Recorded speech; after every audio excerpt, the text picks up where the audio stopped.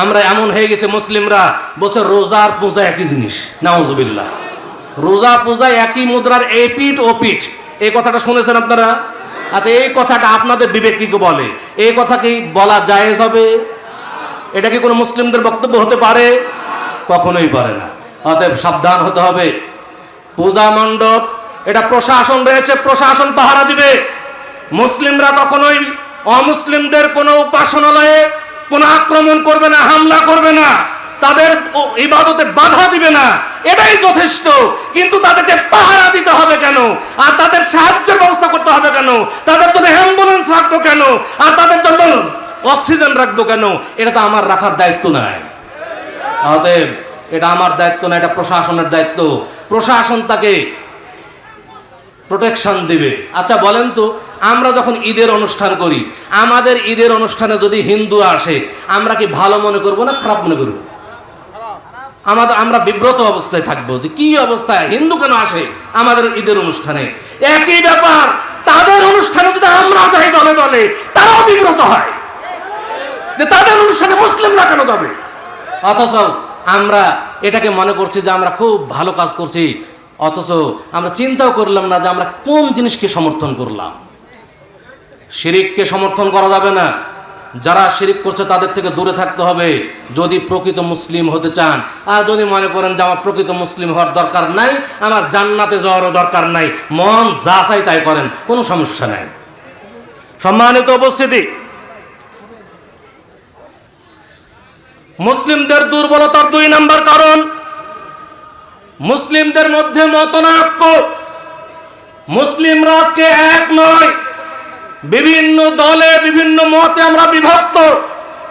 আজকে দেখেন মুসলিমরা এমন বিভক্তিতে পড়েছে, এক মুসলিম আরেক মুসলিমকে কাফের পর্যন্ত বলতে দ্বিধাবোধ করি না। এক মুসলিম আরেক মুসলিমের কাছে আজকে নিরাপদ নয়।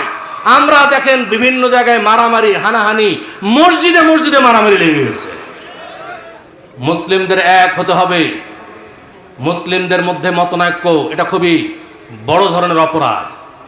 আজকে দেখেন আমরা যদি মুসলিমদেরকে নিয়ে পর্যালোচনা করি, মুসলিমদের হাতে যে কোরআন আছে, সেই কোরআনকে একটাই না, সবার কাছে আলাদা আলাদা কোরআন আছে।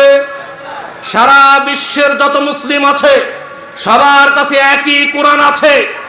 এক কোরআনই সবাই পড়ে, একটি হরফ আলাদা নয়।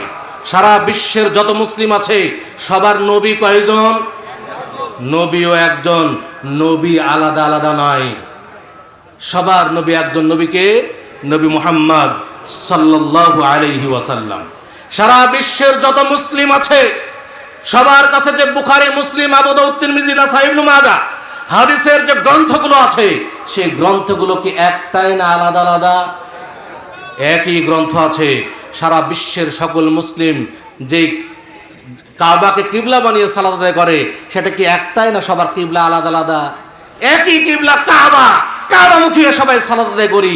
আমার প্রশ্ন হলো, সারা বিশ্বের সকল মুসলিম যদি একটাই কোরআন পড়ে, একই নবী হিসেবে, নবীকে নবী হিসেবে মানে, একই হাদিসের গ্রন্থ যদি পড়ে, তাহলে তো সবাই একই মতের হওয়ার কথা ছিল। আমাদের মধ্যে এত দ্বিধা মতভেদ কেন?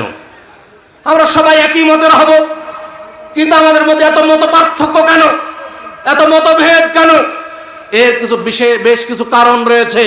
তার মধ্যে 1 নম্বর কারণ হলো যে আমরা কোরআন বুঝি নিজের মত অনুযায়ী। আমরা ইসলামকে বোঝার চেষ্টা করি নিজের খেয়াল খুশি মতো। অথচ ইসলাম কার উপরে এসেছে? ইসলামের বিধান কোরআন কার উপরে এসেছে?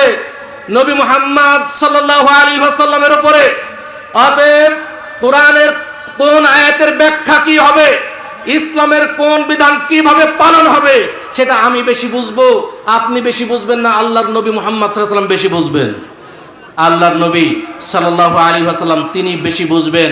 আমি আপনি যদি সঠিকভাবে ইসলামকে বুঝতে চাই, সঠিকভাবে ইসলামকে মানতে চাই, সর্বপ্রথম নবী মুহাম্মদ সাল্লাল্লাহু আলাইহি ওয়াসাল্লামের বুঝ নিতে হবে। সর্বপ্রথম নবী মুহাম্মদ সাল্লাল্লাহু আলাইহি ওয়াসাল্লাম যেভাবে ইসলাম মেনেছেন সেই পদ্ধতি নিতে হবে। নবী মুহাম্মদ সাল্লাল্লাহু আলাইহি ওয়াসাল্লামের সাহাবায়ে কেরাম যেভাবে ইসলামকে বুঝেছেন সেইভাবে আমাকে বুঝতে হবে, তাহলে আমার আপনার ইসলামের বুঝ সঠিক হবে। কিন্তু আমি যদি বলি যে আমি মদিনা পাশ করে এসেছি, আমি কি কম বুঝি নাকি, এইবার আমি আমার মতো করে কোরআন ব্যাখ্যা করা শুরু করলাম, আরেকজন মনে করছে যে আমি কম বড় আলেম নাকি, আমি কি কম বুঝি, এবং সে তার মতো ইসলাম বোঝা শুরু করলো। এর ফলে কি হলো, নিজে পথভ্রষ্ট হলো এবং মুসলিম সমাজে বিভক্তির সৃষ্টি হলো। এটাই হচ্ছে বর্তমানে মূল কারণ।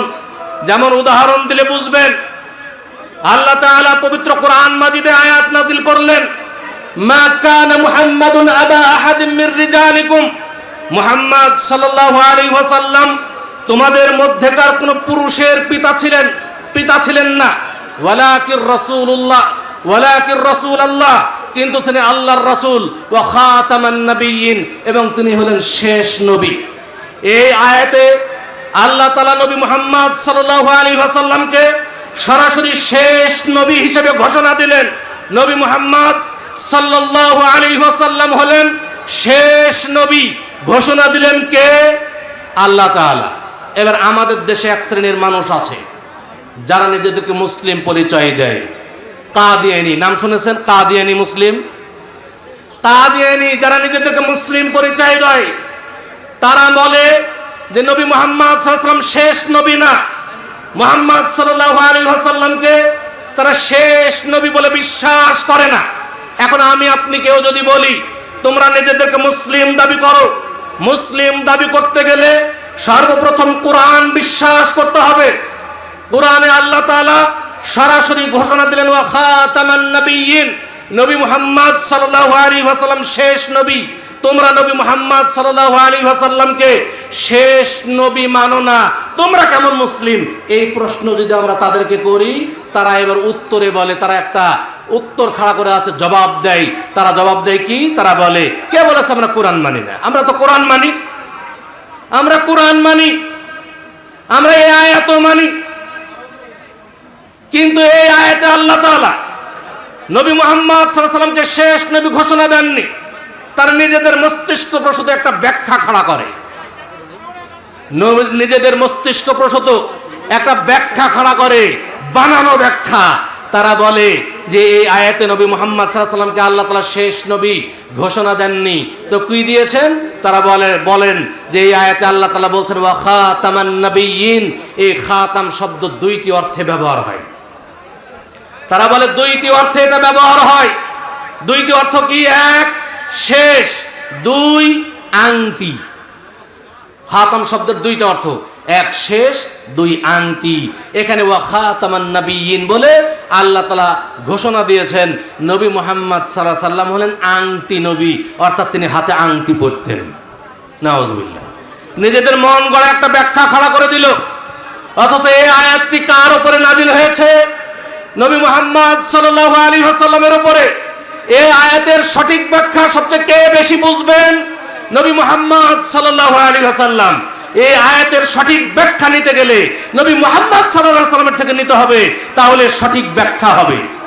নবী মুহাম্মদ সাল্লাল্লাহু আলাইহি ওয়াসাল্লাম এই আয়াতের ব্যাখ্যায় বলছেন, ইন্নাহু সায়াকুনু ফি উম্মতি 30 কাযযাবুন, নিশ্চয় আমার উম্মতের মধ্যে অচিরেই 30 জন মিথ্যাবাদীর আবির্ভাব ঘটবে। কুল্লুহুম ইয়াজউমু আন্নাহু নবী, তারা সকলেই নিজেকে নবী বলে দাবি করবে। আমার উম্মতের মধ্যে 30 জন মিথ্যা নবীর আবির্ভাব ঘটবে, যারা নিজেকে নবী বলে দাবি করবে। ওয়া আনা খাতামুন নবিয়্যিন, অথচ আমি হলাম শেষ নবী। লা নবিয়্যা বাদি, আমার পরে আর কোনো নবী আসবে না। দেখেন এখানে কি ব্যাখ্যা দিলেন আল্লাহ তাআলাও বললেন ওয়া খাতামান নবিয়্যিন, খাতাম শব্দের ব্যবহার করলেন।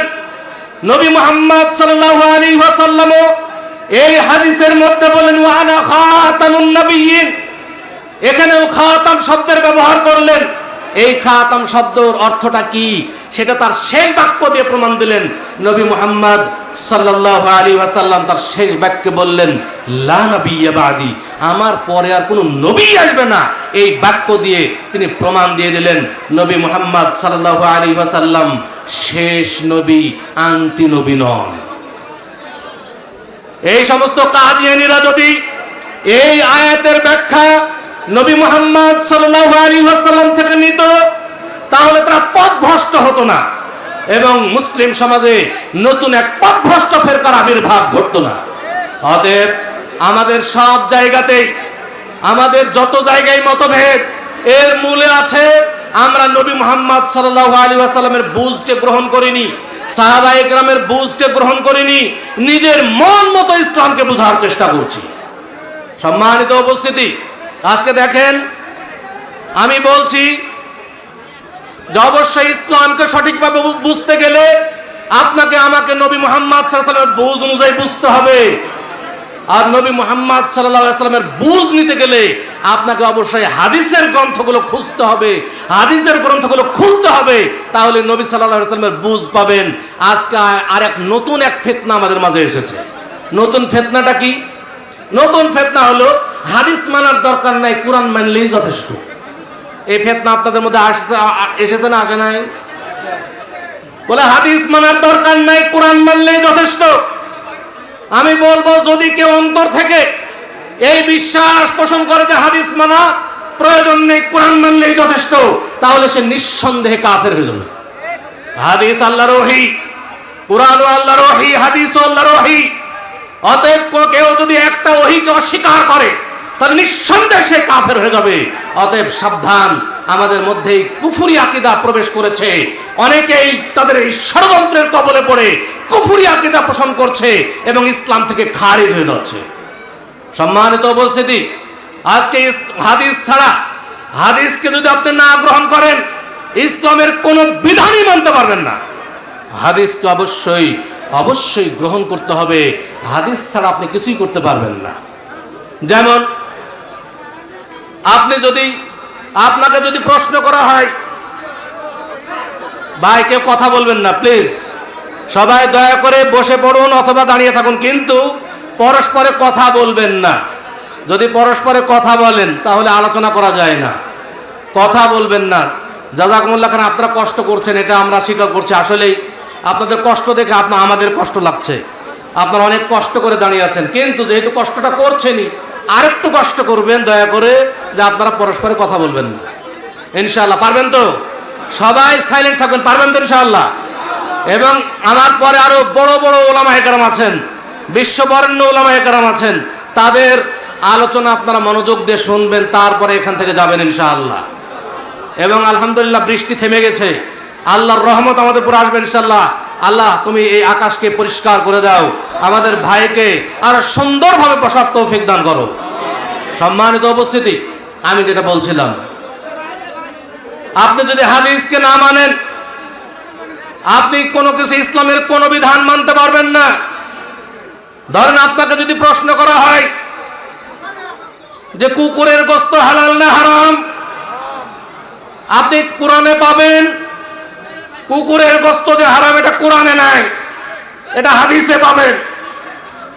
আপনাকে যদি প্রশ্ন করা হয়, আল্লাহ তাআলা বলছেন উহিল্লাত লাকুম, আল্লাহ তাআলা বলছেন হুররিমাত আলাইকুমুল মাইতা, তোমাদের জন্য মৃত প্রাণী হারাম করা হয়েছে। আচ্ছা বলেন তো, মাছ মারা গেলে খাওয়া যায় কি যায় না? যায়। কোরআনে আছে? কোরআন দিয়ে কোনো প্রমাণ করতে পারবেন যে মাছ মারা গেলে খাওয়া যাবে? প্রমাণ করতে পারবেন না। বরং এটা হাদিসে এসেছে, রাসূলুল্লাহ সাল্লাল্লাহু আলাইহি ওয়াসাল্লাম বলছেন উহিল্লাত লাকুম মাইতাতানি ওয়া দামান, তোমাদের জন্য দুইটি মৃত এবং দুইটি রক্ত হালাল করা হয়েছে। দুইটি মৃত কি? আল হুত ওয়াল জারাদ, অর্থাৎ মাছ এবং টিডি পঙ্গপাল, যেটা মৃত মারা গেলেও খাওয়া যায়। আর দুইটি রক্ত কি? একটা হচ্ছে কলিজা এবং প্লীহা। এটা রক্তের একটা পিণ্ড, কিন্তু এটা খাওয়া হালাল। এই কথা হাদিসে এসেছে, কোরআনে নাই। আপনাকে যদি প্রশ্ন করা হয়, আল্লাহ তাআলা সালাত আদায়ের কথা বলেছেন, আকিমুস সালাহ,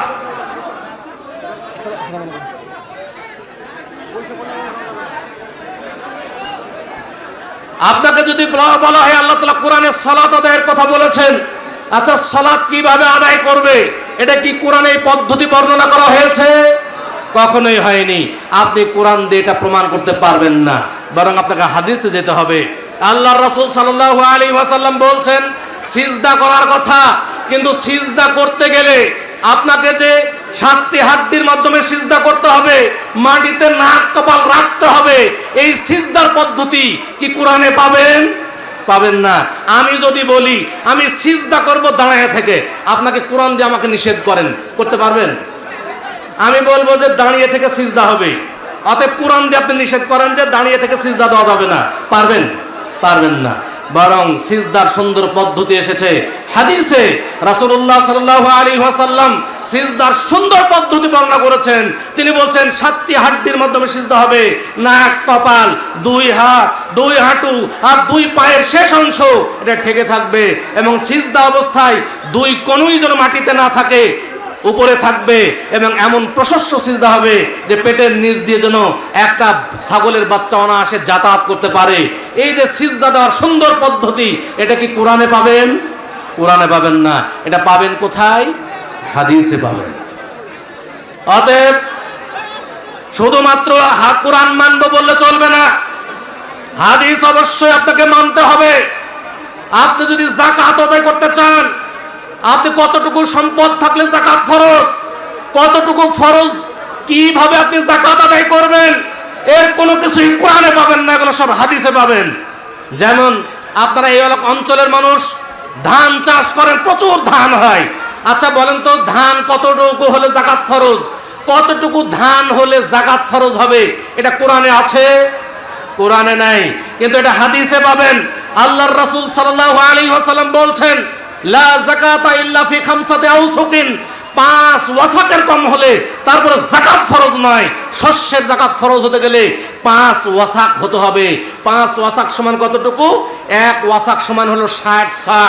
আমরা যে রমজান মাস শেষ হলে ঈদুল ফিতর যখন আসে তখন ফিতরা আদায় করে 1 সা করে, এ ধরনের 1 ওয়াসাক সমান হলো 60 সা। অতএব 5 ওয়াসাক সমান হবে 300 সা।